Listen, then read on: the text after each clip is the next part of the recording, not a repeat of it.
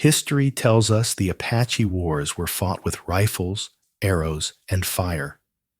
But in the forgotten journals of 1883 Arizona, there is one story the history books were afraid to print. It isn't about a battle. It's about a widow named Alara Vance, who found something forbidden in the forest behind her cabin. She expected a war party to burn her house to the ground.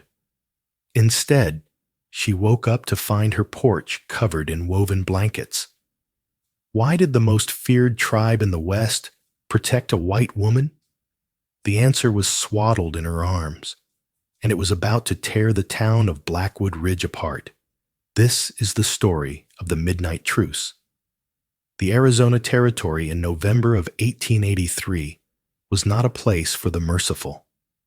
It was a landscape forged in iron and blood, where the jagged spine of the Mogollon Rim cast long shadows over the isolated settlement of Blackwood Ridge. Alara Vance lived 3 miles past the safety of the town line. At 32, she was already etched with the hardness of the frontier. Her husband, Thomas, had died 2 years prior, kicked in the chest by a spooked mare, leaving her with 40 acres of rocky soil, a Winchester Model 1873, and a reputation for being unusually stubborn. The night of November 14th was bitter. The wind howled down from the peaks, stripping the last of the leaves from the cottonwoods. Alara sat by her hearth, mending a leather harness, when the sound cut through the gale. It wasn't the scream of a mountain lion, nor the yip of a coyote. It was a sound that triggers a primal instinct in any human being, regardless of politics or war. It was the wet, desperate wail of an infant. Alara froze. Her hand moved instinctively to the Winchester leaning against the stone fireplace. In these parts, a crying baby in the woods was often a trap, a lure used by bandits or raiders to draw a sympathetic settler out of their fortified cabin. She waited. The fire popped. The wind rattled the shutters. Wah, wah. It was closer now, right at the timberline, perhaps 50 yards from her porch. Alara extinguished the oil lamp, plunging the cabin into darkness. She cracked the heavy oak door just an inch, the barrel of her rifle protruding into the cold night air. The moon was shrouded by fast-moving clouds, leaving the yard in a bath of gray shadows. "Is anyone there?" she called out, her voice steady. "I am armed." Silence returned, heavy and suffocating. Then the cry came again, weaker this time, shivering. Alara looked toward the tree line. She saw nothing but the swaying pines. Her heart hammered against her ribs. If this was an Apache trick, she would be dead before she reached the first fence post. The tension between the settlers and the local bands was at a fever pitch. General Crook was sweeping the territory, and the reprisals on both sides were brutal. But the cry? It was fading. The temperature was dropping below freezing. "Damn it all," she whispered. She threw the bolt of the door and stepped out, rifle shouldered. She moved low, sweeping the barrel left and right. She reached the edge of the pines, her boots crunching on the frost-hardened needles. There, tucked into the hollow of an ancient, lightning-struck oak, was a bundle. It wasn't a basket. It was a cradleboard, intricately woven from willow and lined with soft, shredded bark. Alara knelt, keeping one eye on the darkness of the forest. She pulled back the buckskin flap. The baby was no more than 6 months old. Dark skin, hair thick and black as a raven's wing, and eyes wide with terror. He was Apache. Alara gasped, looking up sharply. To touch an Apache child was complicated. To take one was considered an act of kidnapping that could bring a war party down on her head. But to leave him was murder. She scanned the woods. "Hello?" she hissed. Is the mother here?" She saw a movement, just a flicker of shadow deeper in the trees. A silhouette stood there, watching. It looked like a woman, bent double, perhaps injured, or perhaps weeping. Before Alara could speak, the figure turned and vanished into the brush. The baby coughed, a wet, rattling sound. Pneumonia was setting in. Alara didn't think about the politics of the territory. She didn't think about the sheriff, Silas Thorne, who preached that the only good Indian is a dead one. She scooped up the cradle board, tucked it under her arm like a sack of flour, and sprinted back to the cabin. She barred the door, bolted the shutters, and stoked the fire. As the warmth hit the child, his crying ceased, replaced by labored breathing. Alara looked down at the boy. "You're a long way from home, little one," she whispered. She didn't know it yet, but she had just invited the entire Apache nation onto her doorstep. The next morning, the sun rose pale and cold. Alara hadn't slept. She had spent the night dripping warm goat's milk into the baby's mouth with a rag and listening to the wind. She named him Hawk, for lack of a better name, though she knew he likely had a name given by his people. He was strong, despite the cold he'd caught. By noon, the fever had broken. The trouble began at 2 p.m. Alara heard the distinct clip-clop of shod horses coming up her drive. She peered through the slat in the shutter. It was Sheriff Silas Thorne, accompanied by his deputy, a man named Jedediah Crouch, who had eyes like a ferret and a soul twice as dirty. Thorne was a large man, his face red from whiskey and windburn. He ran Blackwood Ridge with an iron fist and a deep, abiding hatred for the native tribes. Alara panicked. The cradle board was sitting by the fire. "Quick!" she muttered. She grabbed the cradle board and shoved it into the large wood box next to the stove, piling a few logs loosely on top to create a roof over the baby without crushing him. She prayed he would stay silent. She wiped her hands on her apron and opened the door just as Thorne raised his fist to knock. "Afternoon, Mrs. Vance," Thorne said, tipping his hat. He didn't smile. He never smiled. "Sheriff?" Alara nodded, blocking the doorway. "To what do I owe the pleasure?" "We're tracking a party of renegades," Thorne said, spitting tobacco juice near her boot. "Passed through the North Ridge last night. You hear anything? See anything?" "The wind was howling like a banshee, Sheriff. I didn't hear a thing." Thorne's eyes narrowed. He looked past her, into the dim cabin. "Mind if we come in? Get a cup of coffee? It's a long ride back to town." Alara's heart stopped. "I'm afraid I'm not decent for company, Sheriff. The place is a mess." "I don't mind a mess," Thorne said, stepping forward. He was pushing her, testing her.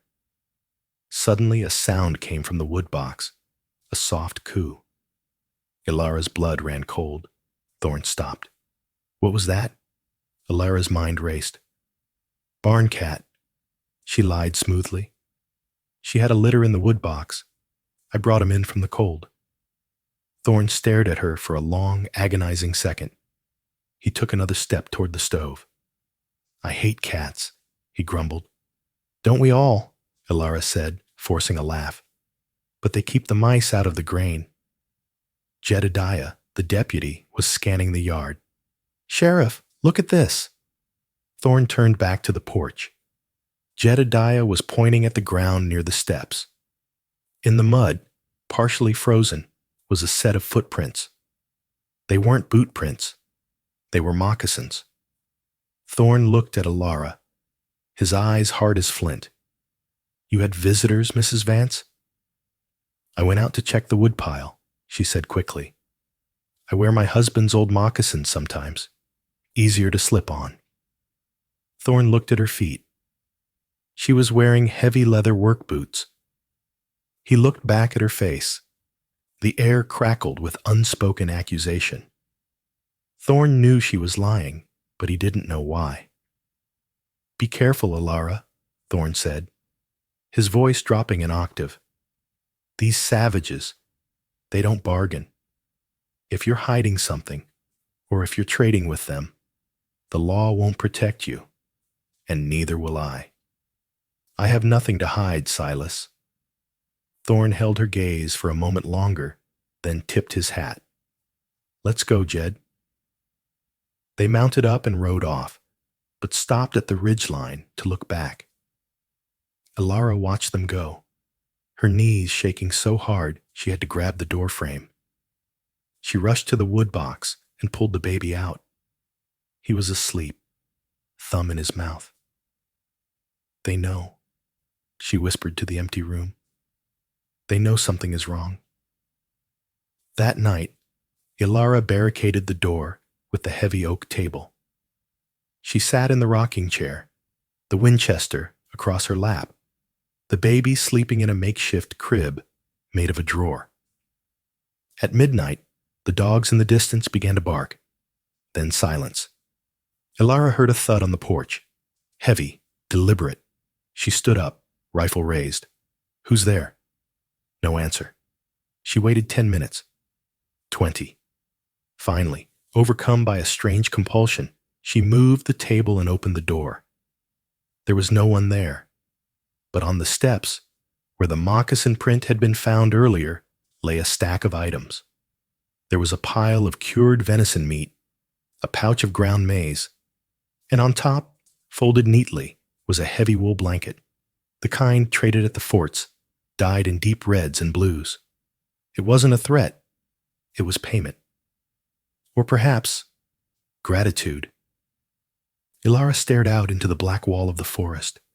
She couldn't see them, but she could feel them. Hundreds of eyes. The tribe hadn't abandoned the baby. They were watching him. And they were watching her. She realized then that she was trapped in the middle of a war. The sheriff wanted the Apaches dead. The Apaches were right outside her door. And she was holding the only thing that mattered to both of them. But the blanket had a symbol woven into the corner.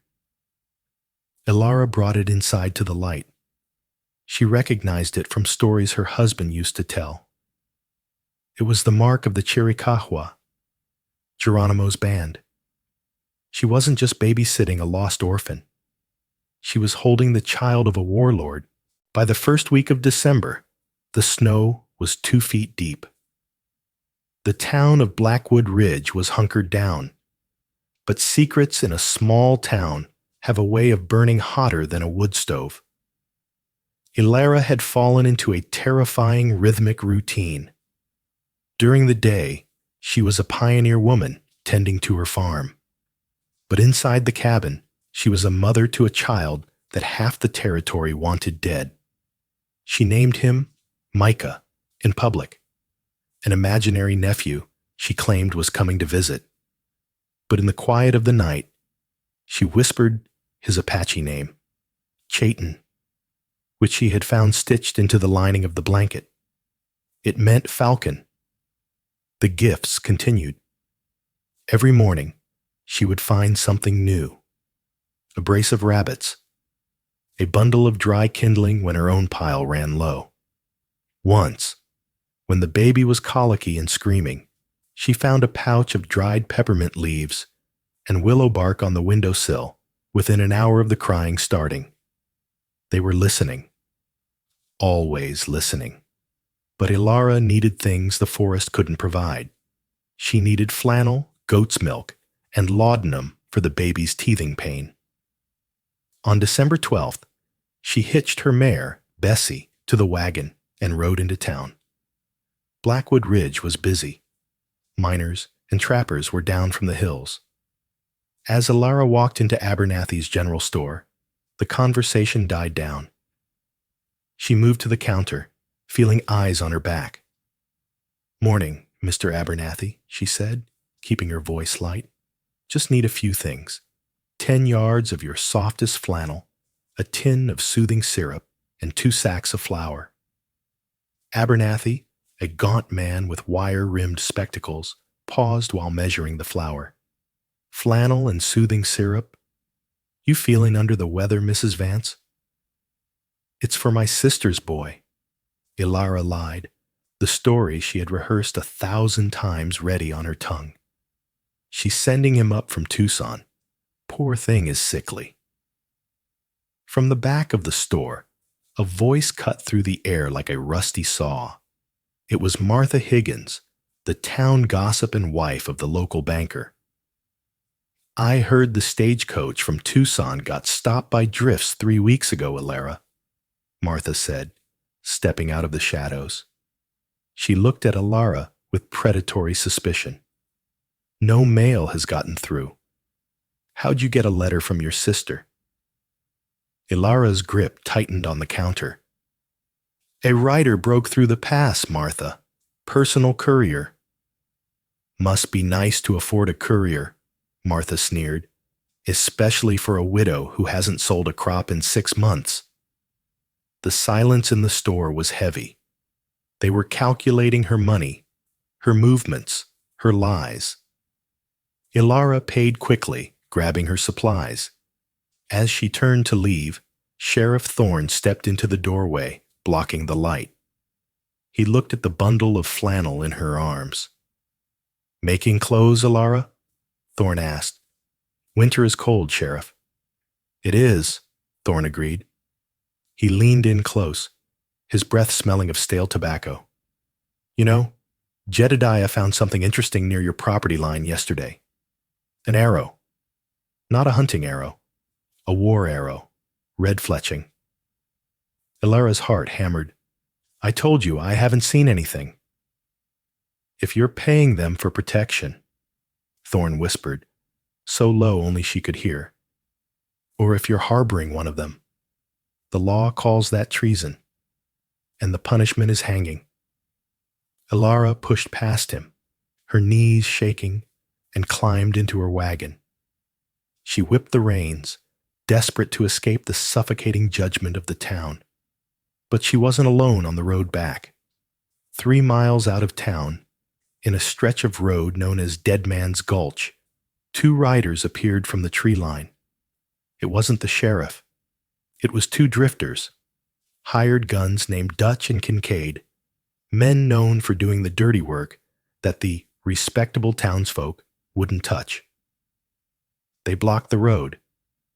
Kincaid, a man with a scarred lip, grinned. Whoa there, widow.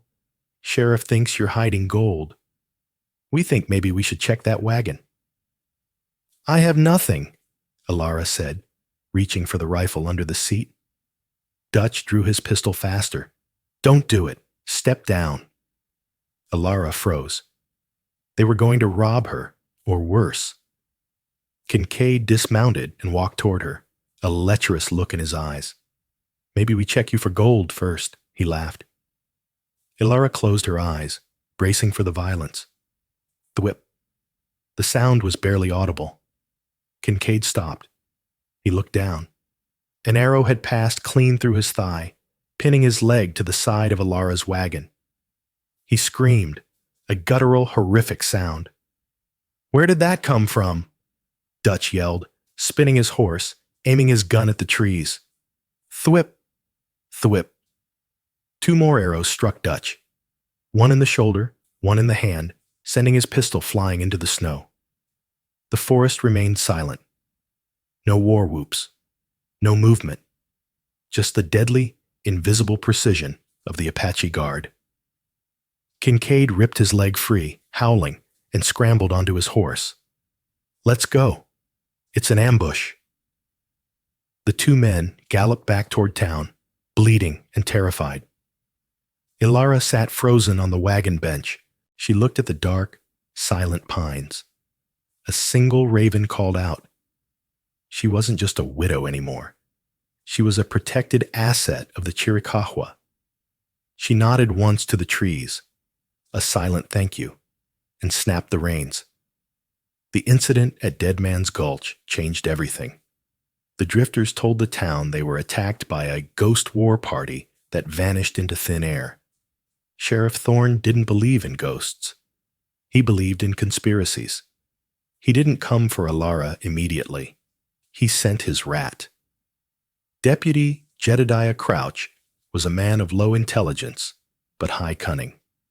He had been watching Alara's cabin for 3 nights, shivering in the brush, waiting for proof. He didn't care about the law. He cared about the bounty. The territory governor had placed a $50 bounty on Apache heads. On the night of December 20th, a blizzard struck. The wind was deafening, masking all sound. Alara, exhausted from the stress, had fallen asleep in the rocking chair, the baby, Little Hawk, asleep in the heavy drawer she used as a crib near the fire. She didn't hear the back window being pried open. Jedediah slipped into the cabin like a wet rat. He was dripping snow onto the floorboards. He crept toward the fire, his eyes scanning the room. He saw the bundle in the drawer. He grinned, revealing yellow teeth. Jackpot. He moved to the drawer and pulled back the blanket. He saw the dark skin, the black hair.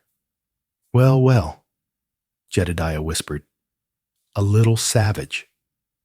He reached in and grabbed the baby by the arm. Hawk woke up and screamed, a piercing wail that cut through the storm. Alara jolted awake. She saw Jedediah holding the baby like a piece of luggage, a Bowie knife in his other hand. Put him down, Alara screamed, lunging for her rifle. Jedediah kicked the rifle away. Stay back, witch. I knew it. Harboring the enemy. I could kill you right here. He's a baby, Jed. He's innocent. He's $50, Jedediah spat. And you? You're gonna hang. But first, maybe you and I can come to an arrangement. You got any money hid away? Maybe I forget to tell the sheriff. For a price. He squeezed the baby's arm. Hawk screamed louder. I have money, Alara cried, her hands up. In the cellar, under the loose stone. Please, don't hurt him. Show me, Jedediah commanded, dragging the screaming infant with him. Alara opened the trapdoor to the root cellar. It's down there. Please. Jedediah peered into the darkness of the cellar, greedy and stupid. He took a step down the ladder, holding the baby awkwardly. If you're lying. Suddenly, the front door of the cabin exploded inward. It wasn't the wind. A figure stood in the doorway. He was massive, his shoulders covered in a buffalo robe, his face painted with the black stripes of war. It was him, the leader of the local band, the man the papers called Red Wolf. Jedediah froze on the ladder. He looked at the Apache warrior, then at the baby in his arms. He made the worst mistake of his life. He put the knife to the baby's throat. Back off! Jedediah shrieked, his voice cracking. I'll kill it! I swear to God, I'll kill it! Red Wolf didn't move. He didn't shout. He simply stared at Jedediah with eyes that looked like deep, dark wells of death. Behind Red Wolf, 2 other warriors appeared, bows drawn, arrows notched. Alara looked at Jedediah. Jed, give him to me. They won't kill you if you give him to me. They'll kill me anyway, Jedediah panicked. He shifted his weight to climb back up. In that split second of movement, Alara saw her chance. She didn't wait for the warriors. She grabbed the heavy cast-iron skillet from the stovetop and swung it with every ounce of rage she possessed. Clang! The skillet connected with the side of Jedediah's head with a sickening crunch. His eyes rolled back. His grip loosened. As he crumpled, Alara caught the baby before he could hit the floor. Jedediah tumbled down into the dark root cellar, landing in a heap of potatoes and dust. Alara stood there, heaving, clutching the crying baby to her chest. She looked up at the doorway. Red Wolf stepped into the cabin. The wind howled behind him, blowing snow onto the rug. He looked at the open trapdoor, where the unconscious deputy lay. Then he looked at Alara. He didn't speak English. He walked over to her, his presence overwhelming the small room. He reached out a large calloused hand. Alara flinched, but she didn't pull away. He touched the baby's cheek with a gentleness that belied his terrifying appearance. Then he looked at Alara and tapped his own chest, then pointed to her. Protection. He gestured to his men. They moved to the cellar. They hauled Jedediah's limp body out of the hole. Alara watched, terrified. What? What are you going to do with him? Red Wolf looked at her. He made a motion across his throat, then pointed out the door. They weren't going to kill him here. They were going to take him. They were going to make him disappear. As the warriors dragged the groaning deputy out into the blizzard, Red Wolf paused at the door. He reached into his belt and pulled out a small leather pouch. He placed it on the table. Then he vanished into the storm, taking the threat with him. Alara was left alone in the silence, the baby quieting in her arms. She opened the pouch. Inside was a pure silver locket, something that must have been taken in a raid years ago. Inside the locket was a picture of a white woman. It was a message. We are the same. Mothers protect their own. But Alara knew this wasn't over. Jedediah was gone, but the sheriff would come looking for his deputy. And when he did, he wouldn't come alone. He would come with a posse. The midnight truce was holding, but the war was coming to her front porch. Christmas Eve, 1883, did not bring peace to Blackwood Ridge. It brought a reckoning. 2 days had passed since the blizzard and the disappearance of Deputy Jedediah Crouch. The snow had stopped, leaving the world buried under a 3-foot shroud of white, frozen hard as marble. At noon, the silence of the town's main street was broken by the whinny of a horse. It was a roan gelding, saddle twisted, reins dragging in the slush. It walked right up to the hitching post of the sheriff's office and waited, shivering. Sheriff Silas Thorne stepped out, coffee mug in hand. He recognized the horse immediately. It belonged to Jedediah. Thorne approached the animal slowly. The saddlebags had been slashed open and emptied, but it was what was tied to the saddle horn that made the blood drain from Thorne's face. It was Jedediah's badge, twisted, bent almost in half. Thorne untied it, his hands shaking with a cold rage. There was no note. There didn't need to be. This was a declaration of war. He stormed back into the saloon, which served as the town's meeting hall. The room was filled with men trying to drink away the cold, miners, cattle hands, and shopkeepers. "Listen up," Thorne bellowed, slamming the bent badge onto the bar. The room went silent. "Jed Crouch is dead. Murdered." A murmur of shock rippled through the crowd. "And I know who did it," Thorne continued, his eyes scanning the room, landing on the faces of men who feared him. It wasn't just the Apaches. They had help, inside help. He paced the floorboards, his spurs jingling like funeral bells. "Alara Vance. I've suspected it for weeks. She's been trading with Red Wolf. She's been feeding them. And now she's helped them butcher a man of the law." "Alara?" A miner named Thomas Higgins spoke up. "Sheriff, she's just a widow woman. She ain't got it in her to kill a deputy." "She lured him out there," Thorne roared, spit flying. "She's a traitor to her race. She's harboring savages in her home while our women and children sit defenseless. Do you want Red Wolf coming for your wives next? Do you? Fear is a powerful accelerant." Thorne knew exactly how to use it. Within an hour, the skepticism had turned to anger. Within 2 hours, it was a frenzy. "We go tonight," Thorne declared, pouring himself a shot of whiskey. "We ride out. We burn that nest of vipers to the ground. If she's in there, She comes out in chains or in a pine box. I don't care which. 3 miles away, Alara Vance stood at her window. She didn't need a telegraph to know what was coming. She could feel it in the air, thick and electric. The baby, Hawk, was sitting on a buffalo rug, playing with a string of wooden beads. He was healthy now, his cheeks round and rosy. He let out a happy gurgle. Alara looked at him, tears stinging her eyes. She knew she should have run. She should have taken the wagon and fled south to Tucson days ago. But the snow had trapped them, and now the trap was closing. She began to prepare. She wasn't a soldier, but she was a frontier woman. She took the rest of the kerosene and soaked rags, placing them near the windows. Not to burn the house, but to create smoke screens.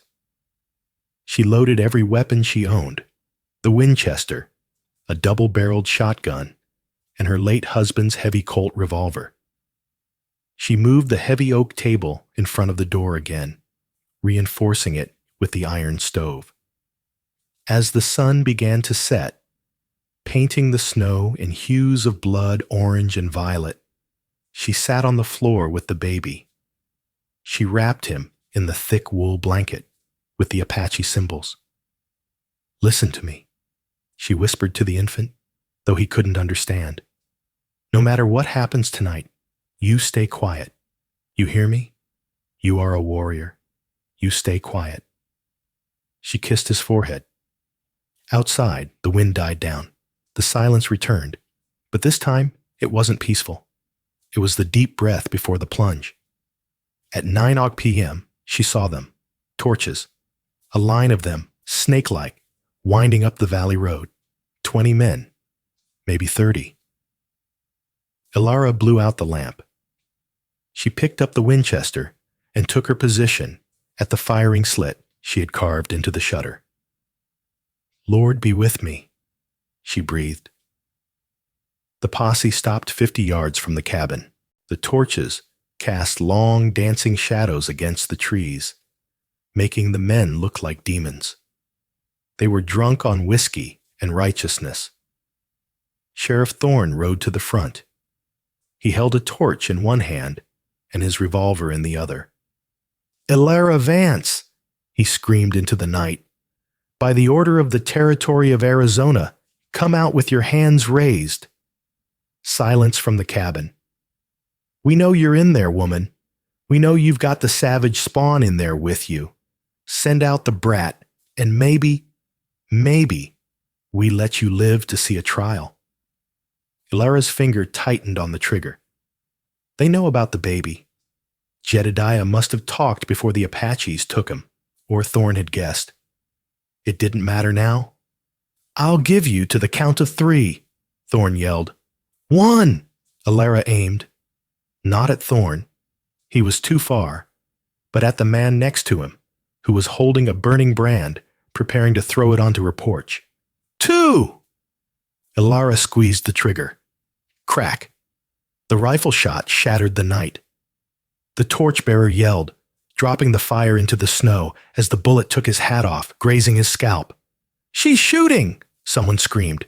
"Kill the witch!" "Open fire!" Thorne commanded. The night erupted. 20 guns unleashed a volley of lead into the cabin. Windows shattered. Wood splintered. Bullets pinged off the cast-iron stove and thudded into the logs. Alara curled over the baby, shielding him with her body as glass rained down around them. The noise was deafening. When the volley stopped, Thorne's voice cut through the ringing in her ears. "Burn it! Burn her out!" 3 men ran forward with torches. Alara popped up, fired the shotgun through the broken window. Boom! Sending the lead man sprawling into the snow, peppering his legs with birdshot. The others scrambled back. "You cowards!" Thorne shrieked. "It's one woman! Get up there!" But the men hesitated. The cabin was a fortress. "Fine," Thorne snarled. "Bring the wagon." From the back of the posse, A wagon was pulled forward. It was loaded with hay and soaked in oil. They were going to light it and roll it down the slope, right into her front door. It would turn the cabin into an inferno in seconds. Alara watched in horror. She had 5 bullets left. She looked at the baby. He was wide awake, eyes huge, but miraculously silent. "I'm sorry," she sobbed softly. "I tried." The men lit the wagon. The flames leaped up, hungry and bright, illuminating the entire clearing. "Push!" Thorn yelled. The men heaved. The burning wagon began to roll. But then, it stopped. It didn't hit a rock. It didn't hit a stump. It simply stopped moving, as if it had hit a wall. Thorn squinted against the glare. What the hell is... Thump? The man pushing the wagon on the left side crumpled to the ground. An arrow was protruding from his neck. The other men froze. Thump. Thump. Thump. 3 more arrows flew out of the darkness, striking the ground inches from Thorn's horse. The sheriff's horse reared, throwing him into the snow. The posse scrambled, turning their weapons away from the cabin and toward the tree line. "Who's there?" Thorn screamed, scrambling to his feet. "Show yourselves." Slowly, terrifyingly, the forest began to move. From behind every pine tree, from atop every boulder, figures emerged. They didn't yell. They didn't charge. They simply stepped into the light of the burning wagon. There were dozens of them, Apache warriors, painted for war. Their bows were drawn, the strings pulled taut to their ears, and in the center of the line, standing tall and unarmed, was Red Wolf. The townspeople lowered their guns. Their bravado evaporated instantly. This wasn't a raiding party. This was an army. They were outmanned, outflanked, and completely exposed. Thorn stood alone in the center of the clearing, the burning wagon crackling behind him. He looked at Red Wolf, then at his terrified men. "Shoot them!" Thorn yelled, his voice cracking with desperation. "Shoot them all!" No one moved. A miner dropped his rifle into the snow. "I ain't dying for this, Silas," he whispered. "I ain't dying for a baby." Red Wolf took 1 step forward. He raised his hand, palm open. The cabin door creaked open. Alara stepped out onto the porch. Her face was cut by flying glass, her hair wild, the Winchester in one hand. In the other arm, wrapped in the blanket, was the baby. She walked down the steps, ignoring the armed men, and walked straight toward the line of Apache warriors. She stopped 5 feet from Red Wolf. The entire clearing held its breath. The white woman, the Apache warlord, and the sheriff who wanted them both dead. Alara looked at Red Wolf. She held the baby out. "He is yours," she said, her voice carrying over the wind. Take him and go, please." Red Wolf looked at the child. Then he looked at Alara. He saw the blood on her face. He saw the defiance in her eyes. He saw that she had stood against her own people to protect his. He shook his head slowly. He didn't take the baby. Instead, he turned his gaze to Sheriff Thorn. He pointed a finger at the sheriff, then pointed to the ground at his feet. It was a challenge. Single combat. Or perhaps a judgment. Thorn's hand hovered over his gun. "I represent the law," he screamed, sweating despite the freezing cold. "You can't judge me. I am the law." Red Wolf didn't speak. He just stared. And in that silence, the town of Blackwood Ridge made a choice. They stepped back. They left Thorn alone in the circle. The instant justice Alara had prayed for had arrived, and it wore moccasins. The silence that fell over the clearing was heavier than the granite peaks of the Mogollon Rim. It was a vacuum, sucking the air out of the lungs of every man present. Sheriff Silas Thorne stood alone in the center of the yard. Behind him, the wagon he had ordered set ablaze was now a roaring inferno, casting long, erratic shadows that danced across the snow. To his front stood the impossible, a wall of Apache warriors. Ghosts materialized from the darkness, their bows drawn with a tension that hummed in the freezing air. But the true terror for Thorne wasn't the arrows. It was the silence behind him. He risked a glance over his shoulder. His posse, 30 men comprising miners, cattle hands, and shopkeepers, had stopped moving. They hadn't raised their rifles. In fact, they were lowering them. "What are you doing?" Thorne hissed, the steam of his breath swirling in the red light of the fire. "Form a line. Flank them on the west." No one moved.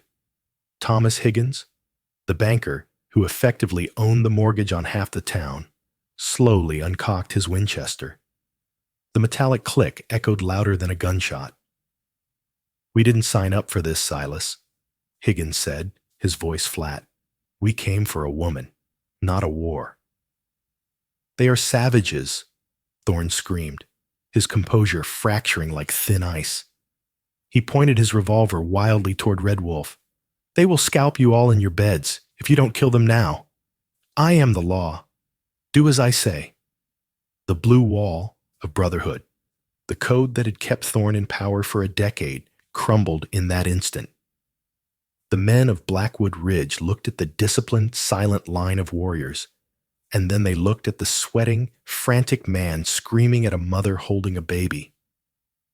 They made the only calculation that mattered in the West: survival. They took a collective step back. Thorne was isolated, a king without a kingdom. Alara Vance watched him from the porch. She felt the heat of the burning wagon on her face, contrasting with the biting wind. She saw the madness take hold in Thorne's eyes. He realized he was a dead man walking. He couldn't arrest the tribe. He couldn't fight them. He had been humiliated in front of the people he sought to rule. In the twisted logic of a narcissist, there was only one move left. If he was going down, he would destroy the thing that had caused his fall.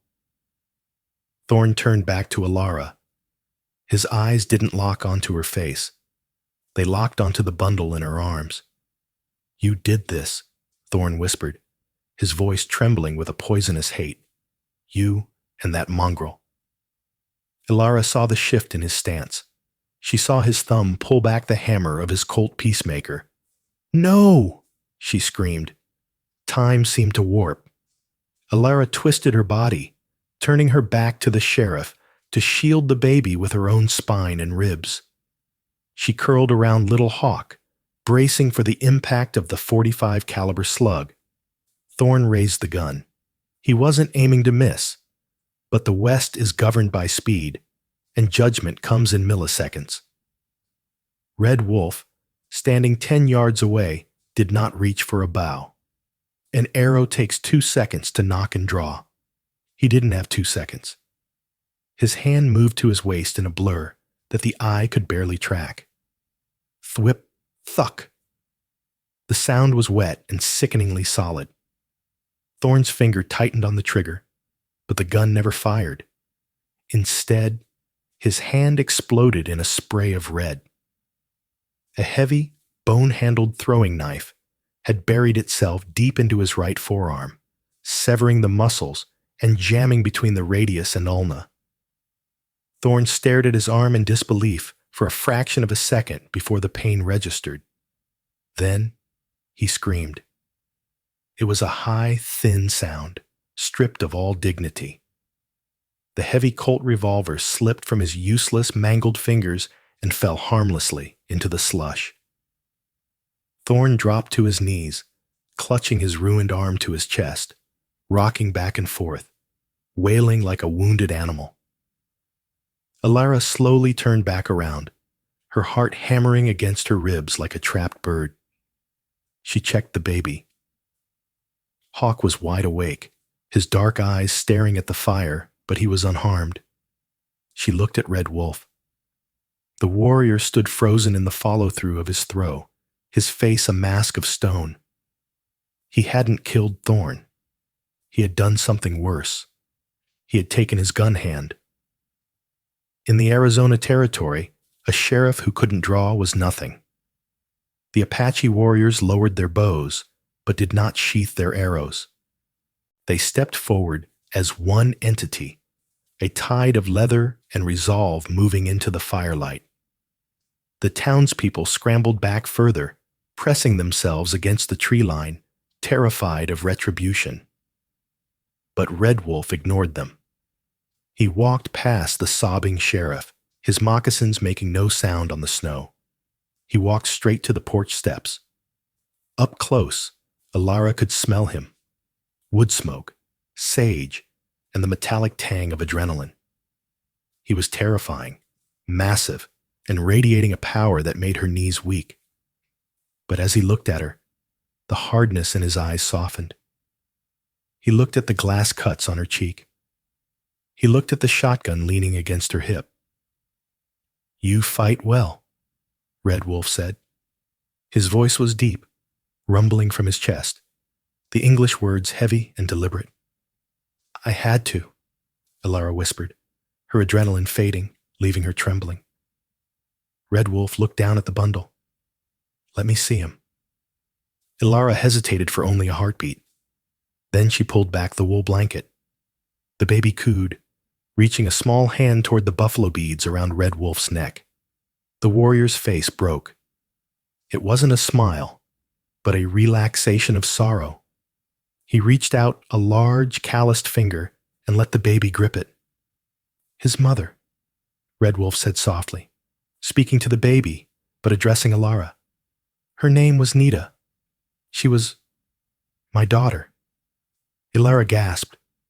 The connection snapped into place. The woman in the woods, the hesitation, the hidden baby. "She was sick," Red Wolf continued, his voice thick with grief. "The coughing sickness. She knew she could not survive the winter march to the mountains. She knew the soldiers were hunting us. She wanted him to live. She brought him to me," Alara said, tears spilling over. "Why me?" Red Wolf looked Alara in the eye. "She watched you working the land. She saw you drive the wolves from your sheep.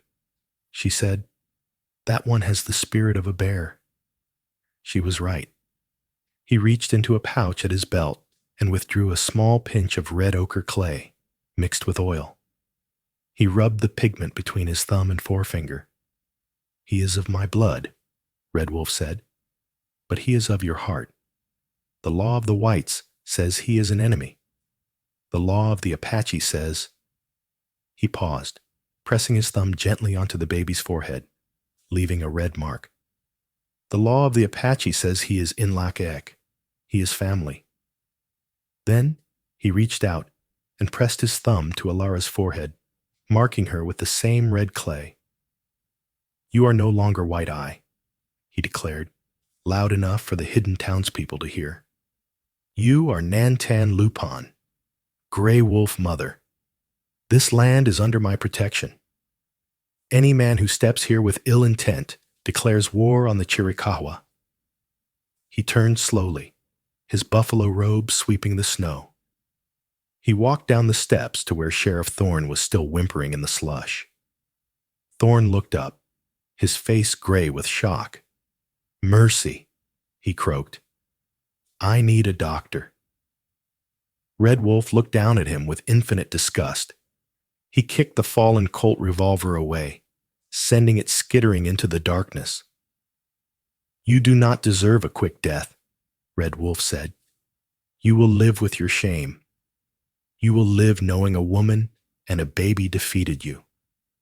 He signaled to his warriors. They lowered their weapons and melted back into the forest shadows, vanishing as if the earth had swallowed them whole.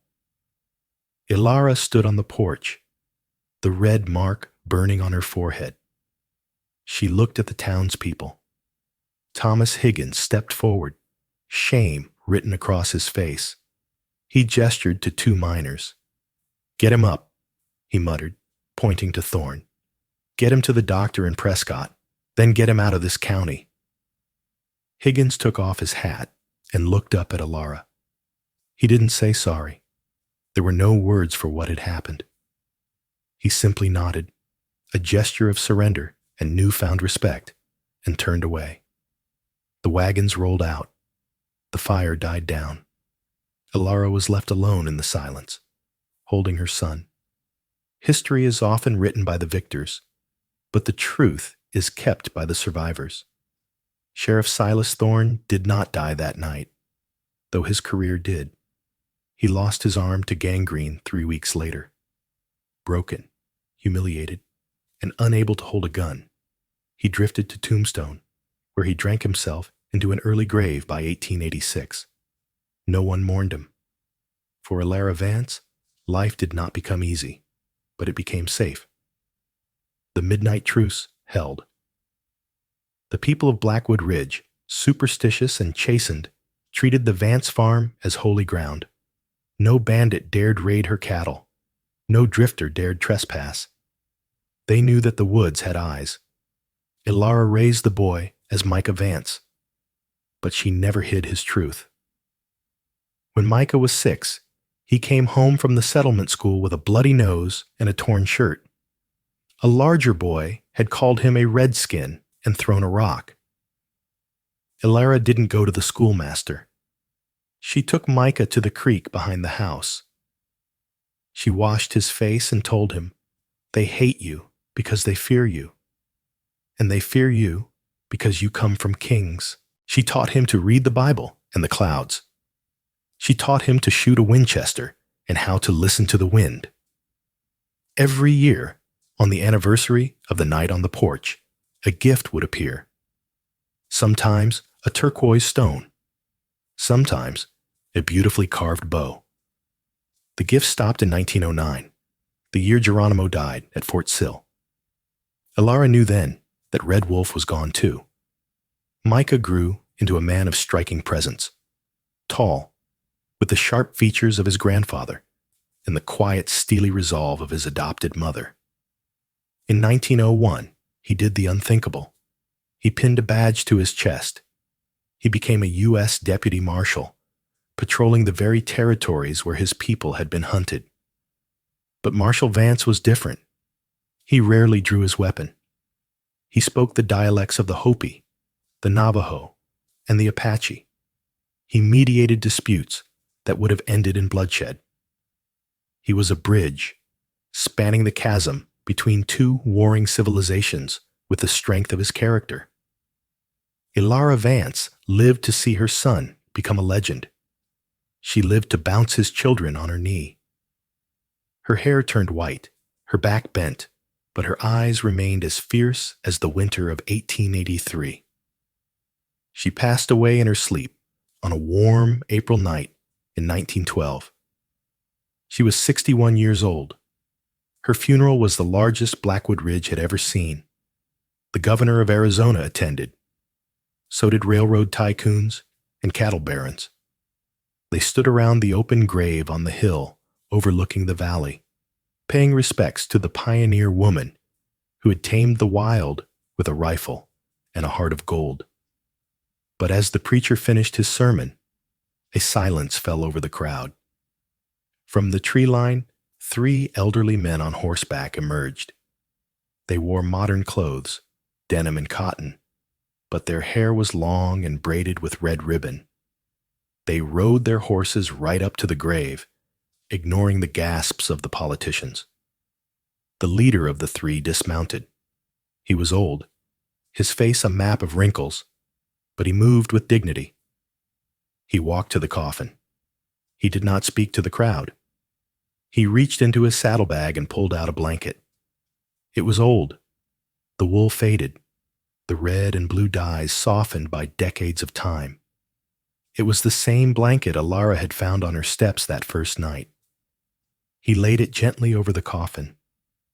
Then he looked at Micah Vance, the U.S. Marshal standing by the grave. The old man nodded once. Micah nodded back. It was the final payment. The debt was cleared. The riders turned and left, disappearing into the modern world that was slowly eating the West. The story of the Apache baby and the widow of Blackwood Ridge became a legend, whispered around campfires and eventually written into the history of the county. But for those who were there, it wasn't a legend. It was proof that even in the darkest of midnights, when the world is cold and filled with hate, a single act of courage can bring the dawn. Elara Vance didn't just save a baby that night. She saved her own humanity. In a world that told her to hate, she chose to love. In a time that demanded war, she brokered a peace that lasted a lifetime. Sheriff Thorne died alone, consumed by his own prejudice, but the boy he tried to kill grew up to become a legend of the West, a living bridge between two warring worlds. It makes you wonder, doesn't it? If you heard a cry in the dark, in the middle of a war, would you have opened that door? If this story touched your heart, please hit the like button. It helps us share these forgotten histories with the world. And if you want more true tales of the Wild West, justice, and the incredible power of the human spirit, make sure to subscribe and ring that bell. You won't want to miss the next story. Thanks for watching, and stay safe out there.